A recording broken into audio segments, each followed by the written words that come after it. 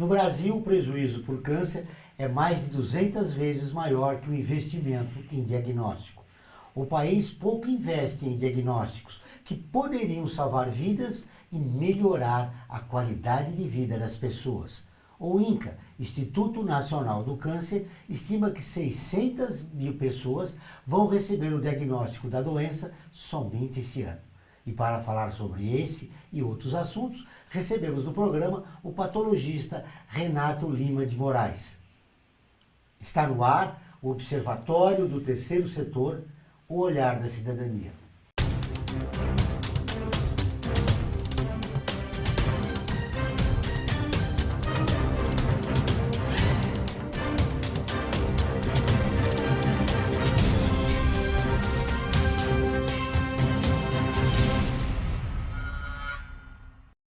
O Observatório do Terceiro Setor mostra pessoas que trabalham para a melhoria da sociedade, além de divulgar e interagir de forma comprometida com as organizações de interesse social. Renato Lima de Moraes é vice-presidente da Sociedade Brasileira de Patologia para Assuntos Profissionais. Seja bem-vindo ao Observatório do Terceiro Setor. Um prazer em conhecer e obrigado pela entrevista. O prazer é meu, estou muito feliz de estar aqui. Como se explica esse comportamento do governo? Bom, nós sabemos que o investimento no diagnóstico de câncer é um investimento muito baixo. Poderia ser muito melhor aproveitado. E o óbito por câncer é um fator muito grande aqui no Brasil. Nós temos cerca de 208 mil mortes por ano de câncer, que poderiam, em grande parte, ser evitadas se tivesse um diagnóstico precoce. Porém, o governo não investe nesse setor. E quais são as razões? Não consigo explicar, porque cada paciente que tem um óbito por câncer custa, em média, R$ 176 mil, com dados, esses dados são do SUS, não é o valor, a nossa impressão é que são subestimados. E assim, em 208 mil óbitos, nós temos 36 bilhões de reais que foram gastos com câncer, que poderiam ser minimizados. Portanto, eu imagino que não há explicação e eles deveriam investir mais. Veja, por exemplo, o exame de Papa Nicolau é um exame que previne o câncer de colo uterino. E o câncer de colo uterino é um câncer que mata muita gente, e as mulheres, né, numa idade ainda produtiva, uma idade de 30, 40 anos, que deixam a prole. Falando do Papa Nicolau, é uma doença que muitas mulheres não gostam de fazer. É necessário que ele seja feito anualmente, não é isso? Ele tem que ser feito no início, a cada ano. Depois de 3 anos de negativo, aí você pode espaçar mais e fazer a cada 2 ou 3 anos. Mas depende do tipo de relação que a paciente tem, né? Agora, esse exame nos custa para um laboratório em torno de R$ 15. E o SUS paga R$ 6,97. Ou seja, os laboratórios não podem mais trabalhar. Eles estão se recusando a trabalhar para o SUS e, com isso, o SUS acaba não conseguindo fazer esses exames preventivos. Essa tabela deveria ser melhorada, porque é um valor irrisório. Não é um valor que o patologista ou o dono do laboratório vai ficar rico com isso. Pelo contrário, nós estamos pondo dinheiro para fazer esse exame.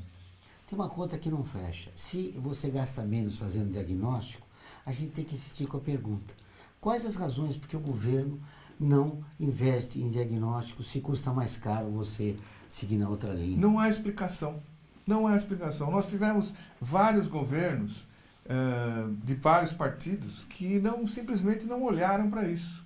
O último governo que instalou um programa para o Brasil foi o governo onde o ministro era o José Serra, e ele instalou um programa chamado Ciscolo, que fez um belo programa de prevenção de câncer de colo uterino à época. Isso foi em 1998. Desde lá, o preço do Papa Nicolau, o preço desse exame, subiu cerca de R$ 2. Falando em Ou câncer, seja, ainda é absurdo. morrem mais pessoas de câncer no Brasil do que assassinatos. É grave essa situação. Nós temos eu esperava que morresse muito menos pessoas de assassinatos e muito menos pessoas de câncer. Infelizmente, o investimento no diagnóstico é um investimento muito ruim. E câncer de mama, por exemplo, o exame inicial, ultrassom, mamografia e depois a punção aspirativa e biópsias poderiam ser muito melhor aproveitados. Deveriam ser. Porque é uma doença que mutila a mulher. É uma doença que faz com que a pessoa se sinta mal.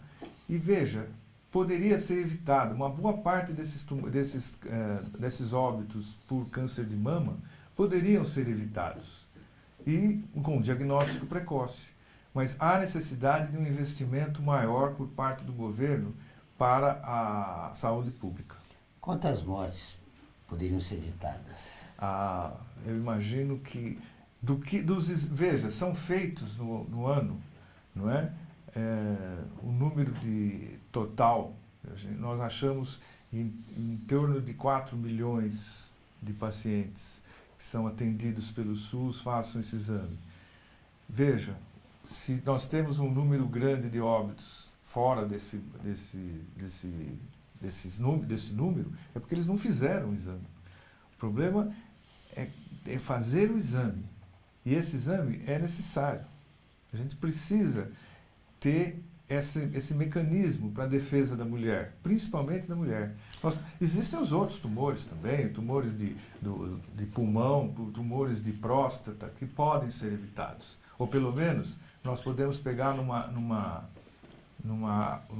ainda em estágio precoce, onde a gente possa fazer o tratamento. Todas as terças e quintas-feiras, ao vivo, às 14 horas, tem programa de rádio Observatório do Terceiro Setor, onde recebemos especialistas que, junto com os ouvintes, debatem os principais temas da atualidade e do terceiro setor. Você pode ouvir pela Rádio Trianon AM 740 ou em qualquer lugar do mundo, pela internet, do seu celular, computador ou tablet, pelo link que aparece na sua tela. Nós voltamos dentro de instantes.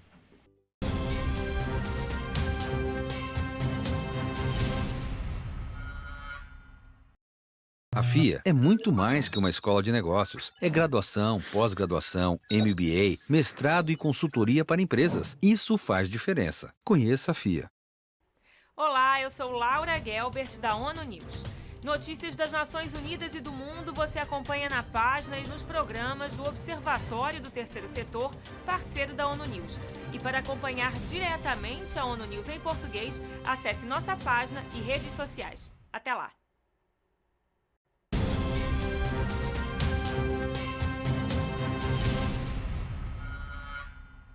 Voltamos com o Observatório do Terceiro Setor, o olhar da cidadania. Agora vamos para o quadro Você Conhece?, onde mostramos histórias de personagens que fizeram a diferença. O comandante que defendia o Brasil, mas era punido por ser negro e foi esquecido pela história. João Cândido Felisberto. Você conhece?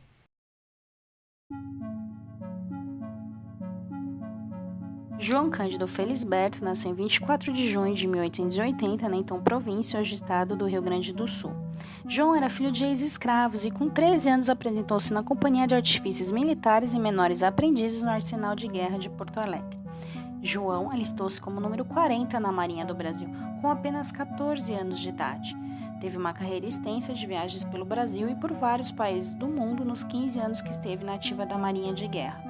Tornou-se muito admirado pelos companheiros marinheiros, que o indicaram por 2 vezes para representar o deus Netuno na travessia sobre a linha do Equador. O uso da chibata como castigo na Marinha Brasileira já havia sido abolido em um dos primeiros atos do regime republicano, mas o castigo cruel continuava de fato a ser aplicado, a critério dos oficiais da Marinha de Guerra do Brasil. Num contingente de 90% de negros e mulatos, centenas de marujos continuavam a ter seus corpos retalhados pela chibata como no tempo da escravidão. Entre os marinheiros insatisfeitos com a má alimentação e principalmente com os degradantes castigos corporais, crescia o clima de tensão. Esgotadas as tentativas pacíficas dos marinheiros, incluindo uma audiência de João Cândido no gabinete do presidente, e sem qualquer providência efetiva para o fim dos castigos físicos, os marinheiros decidiram que iriam fazer uma revolta pelo fim do uso da chibata. João Cândido assumiu por indicação dos demais líderes o comando geral de toda a esquadra revoltada. Controlou o motim e fez cessar as mortes, e enviou radiogramas pedindo a abolição dos castigos corporais da Marinha de Guerra Brasileira. Foi chamado na época pela imprensa como Almirante Negro. A rebelião terminou com o compromisso do governo federal em acabar com o uso da chibata na Marinha e de conceder anistia aos revoltosos. Mas o governo não cumpriu o acordo e pediu a expulsão de marinheiros que representassem risco, o que era uma quebra de palavra, uma traição do texto da lei de anistia. Apesar de não haver participado da conspiração, João Cândido foi expulso da Marinha sob a falsa acusação de ter favorecido os fuzileiros rebeldes. Foi preso em 3 de dezembro no quartel do Exército e transferido no dia de Natal para uma masmorra na Ilha das Cobras, onde 16 dos seus 17 companheiros de cela morreram asfixiados. Em abril de 1911, João Cândido foi transferido para o Hospital dos Alienados como louco, mas recebeu alta e voltou para a Ilha das Cobras, de onde foi solto em 1912 e absolvido de todas as acusações, juntamente com 9 companheiros. Discriminado e perseguido pela Marinha até o final da sua vida, recolheu-se no município de São João do Meriti. Passou mal em casa e foi levado a um hospital no Rio de Janeiro, onde morreu de câncer, pobre e esquecido, em 6 de dezembro de 1969, aos 89 anos de idade. Mas sua memória foi resgatada no ano de 1959 com o lançamento do célebre livro A Revolta da Chibata, de Dimar Morel, e musicalmente na década de 1970 pelos compositores João Bosco e Aldir Blanc, no samba O Mestre Sala dos Mares. No dia 7 de maio de 2010, a Transpetro, a pedido do presidente da República, batizou com o nome de João Cândido o primeiro navio do PROMEF, Programa de Modernização e Expansão da Frota. Uma vida de muito sofrimento essa do João Cândido. Mas mesmo você contextualizando a história, que país cruel foi o Brasil? É verdade, mas a gente tem que analisar os fatos históricos de acordo com a sua época.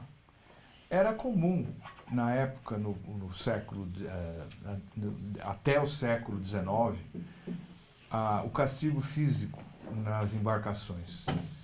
Então, não se deve julgar que isoladamente o Brasil era cruel. O contexto todo no mundo era cruel. E os marinheiros que eram vítimas da chibata não eram apenas os negros. Existiam todos os marinheiros que saíam ou cometiam infrações, eles poderiam também sofrer esse castigo. É óbvio que existia sempre um certo preconceito contra os negros. Isso nós sabemos que existe e que até hoje não se pode, exatamente, não se pode negar. E, portanto, eles eram mais visados para receberem esse castigo, não há dúvida nisso. A revolta da chibata é um fato conhecido, eu conheci esse fato e realmente culminou com a extinção dos castigos físicos dentro dos navios, né, em toda a Marinha. Isso, para o João Cândido, foi quem liderou e foi escolhido para liderar essa chamada revolta da chibata, que nada mais era do que a reivindicação de direitos humanos na época. Desde aquela época até os dias de hoje, o governo não cumpre o que não promete. Perfeitamente. Exatamente. Né, nós temos sérios problemas com o discurso e a execução. Não é? Então, muito se fala na saúde pública, que é um direito de todo cidadão, não é? E um dever do Estado. Só que o Estado ele gasta muito menos do que deveria com a saúde e muito com toda a máquina que ele tem para se sustentar. Falando em saúde pública, quando é que as mulheres têm que fazer o seu primeiro exame para evitar problemas como o câncer do colo? Nós sabemos que o câncer de colo uterino ele é causado por um vírus, né? O papiloma vírus humano. Esse papiloma vírus tem várias cepas diferentes e ele é transmitido por via sexual. Então, a partir do momento que a mulher começa a ter a sua atividade sexual, ela deve começar a fazer o preventivo. Mas hoje nós temos, inclusive, as vacinas contra o HPV, que são administradas nas meninas e agora também nos meninos, não é? A partir, eu não tenho certeza da idade, acho que 11 anos que já se começa a fazer a vacina. Porque são 3 doses, e as vacinas mais modernas são doses menores. Mas, de qualquer maneira, hoje nós temos esse recurso. Mas, mesmo assim, existem não só o carcinoma de colo uterino, que é um carcinoma do epitélio, do ectocervix, da parte externa do útero, mas também nós temos os carcinomas que são do canal do colo do útero. E esse carcinoma é um adenocarcinoma. E o adenocarcinoma também pode ter outras origens. Portanto, fazer o Papa Nicolau, mesmo tendo feito a vacina, é muito importante. Falando em vacinas, o que está acontecendo atualmente? Voltando à febre amarela, sarampo, entre outras doenças. E a população não se vacina, há uma resistência. O que está acontecendo? Desinformação. A vacina é um recurso fantástico para a saúde. Jenner descobriu a vacina para varíola, observando as mulheres que faziam a ordenha das vacas e que tinham pústulas. E essas mulheres não contraíam varíola, mas elas tinham pequenas feridas.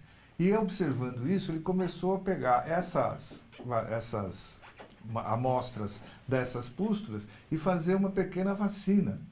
Ou seja, por que chama vacina? Porque veio de vácuo, que é de vaca, né? O boi, o gado bovino. E isso trouxe uma melhoria fantástica, diminuiu fantasticamente as mortes por varíola. As pessoas passaram a não morrer mais de varíola. A varíola foi erradicada. Só que corre o risco de voltar, porque existe sempre um reservatório. Assim como o sarampo. O sarampo foi erradicado no Brasil. De repente o sarampo começa a aparecer novamente. Nós precisamos vacinar as nossas crianças. E agora, quem tem mais de até 40 anos, 49 anos, se eu não me engano, é esse o valor, precisa se vacinar contra o sarampo, porque não teve contato com a doença. Eu tive sarampo. Porque eu não tinha, eu tenho uma certa idade e não tinha vacina para o sarampo na época, então eu tive sarampo. E muitos amigos meus tiveram sarampo e teve óbitos por sarampo. Então você vai ter que se vacinar de novo? Não, eu agora não. Você não precisa. Mas as pessoas que não tiveram contato com a doença precisam se vacinar.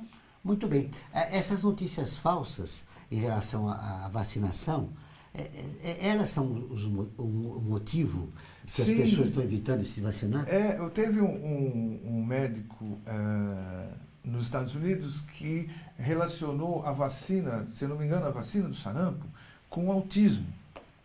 E isso saiu numa revista muito importante, da Nature, que é uma revista científica importante. Ele publicou, mas os dados eram falsos. Ele foi depois, a Nature publicou depois do desmentido, e ele teve seu diploma cassado, foi obviamente execrado por esse artigo. Mas o estrago já estava feito. E o dano já tinha sido feito. Então hoje existem pessoas... Eu não vacino. Tem uma história que a gente vê muito, que é da paciente da mulher que não quer vacinar o filho, e aí o recomendado é que você, então, pode investir em outras coisas, como, por exemplo, caixões para crianças. Um pouco mórbido, mas é verdadeiro, né? É mórbido, mas é verdadeiro. Porque, gente, varíola, rubéola. A rubéola é terrível, porque a rubéola não causa tanto dano na mulher, mas na grávida, mas o filho causa com tremendos danos. Nasce uma criança extremamente com deficiências. Pode ter cegueira, déficit mental. Gente, precisa vacinar as pessoas. Mas depois desse quadro que você deu, deixa eu dar uma boa notícia. Patologista agora. É um pouco fúnebre. Para os nossos telespectadores. Saiba como adquirir computadores, notebooks, servidores e CPUs para você, sua empresa ou ONG, por um preço justo, assistência técnica, garantia de 1 ano e ainda contribuir com o meio ambiente. Acesse observatório3setor.org.br. Clique no banner Remake. Nós vamos para um pequeno intervalo e voltamos dentro de instantes. Aguardem.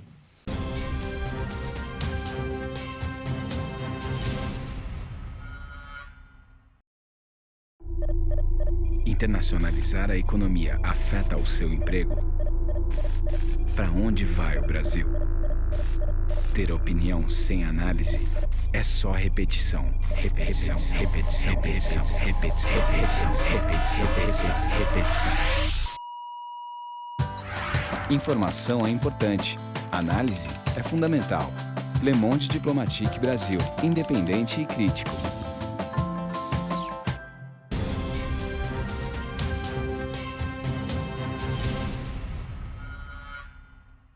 Estamos de volta com o programa do Observatório do Terceiro Setor, o Olhar da Cidadania. Não esqueça, todas as quartas-feiras, às 17 horas, tem o programa Olhar da Cidadania na Rádio USP, com temas da atualidade e dos direitos humanos. Anote, todas as quartas-feiras, às 17 horas, na Rádio USP, em São Paulo, 93,7 e em Ribeirão Preto, 107,9 FM.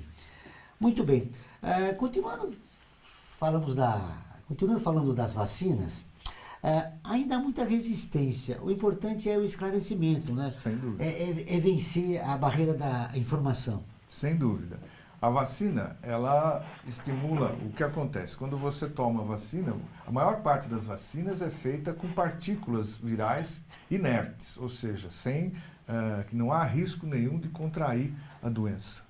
Não é? São partículas apenas do vírus, não é um vírus atenuado. Algumas vacinas são com vírus atenuados, outras, mas a maior parte é feita com partículas virais. E essas partículas, então, são introduzidas no organismo e o organismo reconhece essas partículas como não sendo sua e desenvolve uma imunidade a essas partículas. Quando você entra em contato com o vírus de verdade, ela vai falar, opa, aqui tem um pedacinho desse vírus, desse negócio que eu não conheço. E se eu não conheço, eu vou destruir. E é assim que funciona a imunidade. Olha que interessante.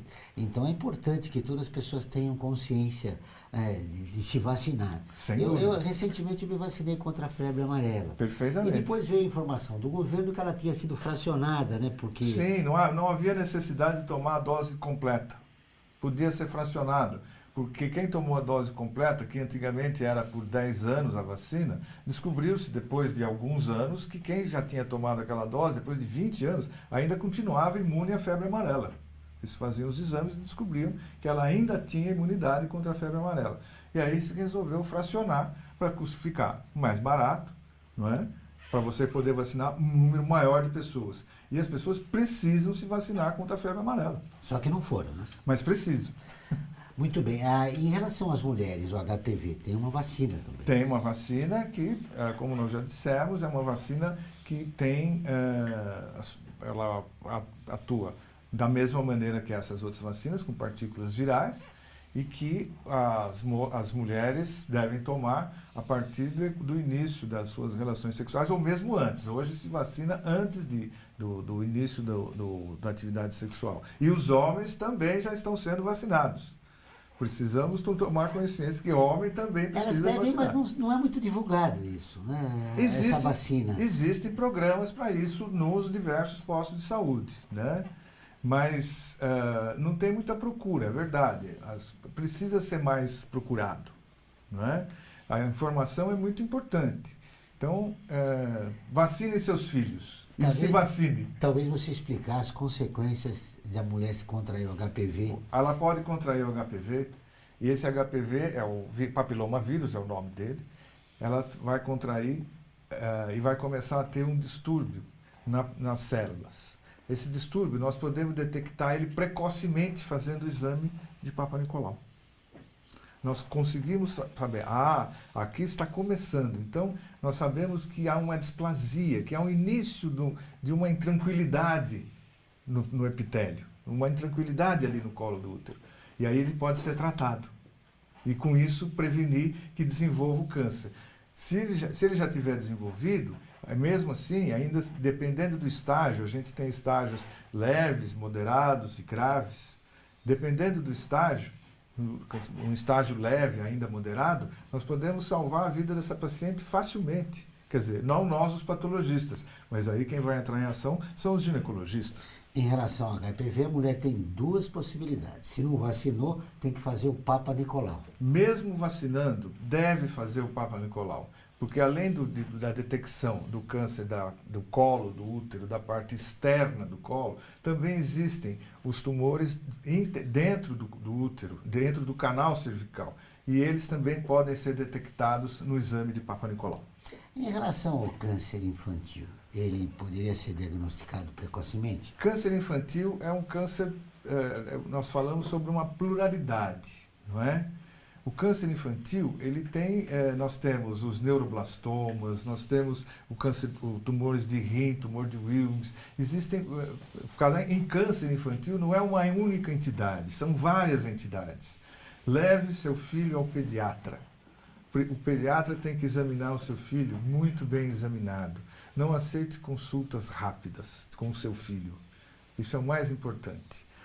Na puericultura, principalmente. A puericultura é quando você leva seu filho nas consultas agendadas, no início da vida, a cada mês, depois a cada 2 meses, depois a cada 6 meses e assim sucessivamente. Mas ele precisa ser bem examinado, porque um bom exame feito na criança, um exame clínico, pode detectar sinais e sintomas que levam o pediatra a suspeitar de um tumor e, assim, poder indicar os exames para serem feitos e também diagnosticando precocemente salvar a vida da criança. O grande problema agora é você encontrar um bom clínico geral. Não, eles existem.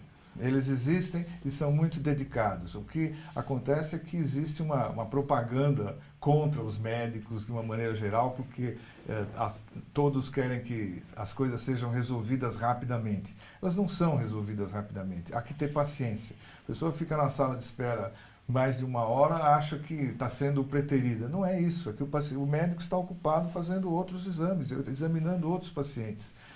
Existem maus profissionais em toda a carreira, no jornalismo, em todos eles nós temos maus profissionais. Mas a grande maioria é muito conscienciosa e muito trabalhadora. Mas o clínico geral de antigamente deixa saudades, viu? Ele ficava 1 hora, 1h30 com você, isso eu me lembro quando eu era garoto. Não, isso hoje você tem outros meios para você fazer diagnóstico, isso pode encurtar um pouco esse é um assunto que nós teríamos outro programa, hein? É verdade. Agora, voltando à questão do diagnóstico, o Brasil está muito atrasado em relação aos outros países? Não, nós temos absolutamente. A medicina no Brasil é uma medicina extremamente adiantada, uma medicina muito bem feita. Nós temos padrões aqui em vários setores. O Instituto Nacional do Câncer, no Rio, aqui nós temos o Instituto AC Camargo, nós temos Barretos aqui em São Paulo, existem o Hospital Aliança na Bahia, nós temos centros de excelência aqui no Brasil que são muito bons e devem ser aproveitados. De uma certa maneira, nossa medicina é muito boa, não deve nada a ninguém. Cirurgia plástica, então nem se fala, nós recebemos pacientes do mundo inteiro para fazer cirurgia plástica aqui no Brasil. E assim como outros tratamentos. Muito bem. Você deixou aqui uma denúncia a respeito do comportamento do governo em relação a diagnósticos que deveriam ser realizados e não são. Nós estamos aí há pouco menos de 90 dias das eleições. De que maneira colocar esta questão, que é fundamental para evitar a morte de milhares de brasileiros, na agenda dos candidatos a presidente da República? Acho que o ideal seria que nós tivéssemos ministros da saúde competentes que conhecessem a saúde. E não ministros da saúde simplesmente políticos. Porque a saúde não é de um partido, a saúde é do povo brasileiro. Nós precisamos ter ministros da saúde que entendam da saúde, não apenas de negócio, não apenas de tratar a saúde como negócio. Precisamos que eles entendam a saúde como uma necessidade do povo brasileiro. E isso precisa ter vivência nessa área. Não adianta trazer um político de um partido qualquer, seja ele qual for, que vem ele é banqueiro ou ele é engenheiro e não tem vivência na saúde e achar que pode controlar e ter uma boa administração na saúde. Esse é o grande problema da medicina atual, né? Não só da medicina. Evitar essa visão mercantilista, né? Não, e não só da medicina. As outras áreas também se colocam, eventualmente, apenas indicados políticos, porque tal ministério é de tal partido. Aí eles colocam um deputado lá que nem sabe o que está fazendo lá. Eu estou sendo um pouco agressivo, mas eu imagino que estou dando a minha mensagem. Eu espero que o novo presidente cuide mais da saúde e cuide mais de todas as áreas do país, seriamente, com pessoas técnicas e que conheçam o que estão fazendo. O programa do Observatório do Terceiro Setor desta semana fica por aqui. Mas para continuar nos acompanhando, acesse o nosso portal observatorioterceirsetor.org.br. Lembrando que o Observatório é acessado em mais de 173 países e atinge mais de 2,5 milhões de pessoas todos os meses. Nós votaremos na próxima semana com o Observatório do Terceiro Setor, o olhar da cidadania. Até o próximo programa.